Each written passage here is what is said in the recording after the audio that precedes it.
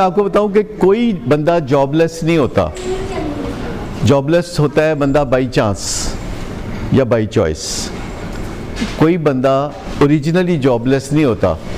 By chance ये है कि उसको पता ही नहीं कि कोई जॉब है और वो जाके मांग ले।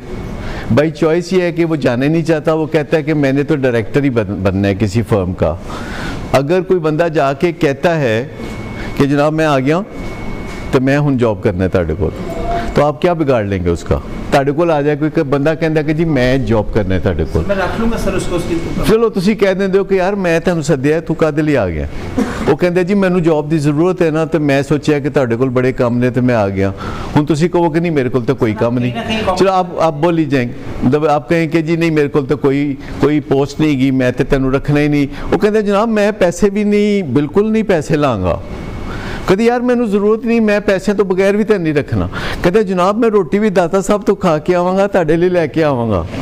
अखीर ते तुसी कहने ठीक है आ जा फिर, ठीक। और जिस दिन उस बंदे ने आपका एतमाद जीत लिया तो फिर आप उसे कुछ देंगे, फिर आप उसे कुछ पैसे देंगे, या इस दौरान आपको कहीं और जॉब मिल जाता है। आप कहते लो जनाब दाता साहब की रोटी हूँ तुसी आप ही मंगा लिया करो, तो मैं जा रहा जॉब करन।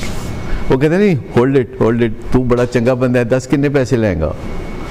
तो जॉबलेस कुछ नहीं होता, आप जाके पड़ाव डाल लेते हैं, पड़ाव।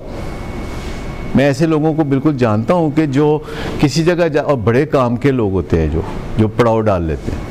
कहते हैं जी मैं आ गया तो हुण मैं इत्थे जॉब करना तुहाडे कोल, ते मैं सुने तुहाडे कोल बड़ा अच्छा जॉब है, तो जो तनख्वाह दोगे मैं रख लाँगा, जिन्नी ड्यूटी कहोगे मैं कर लाँगा। To begin with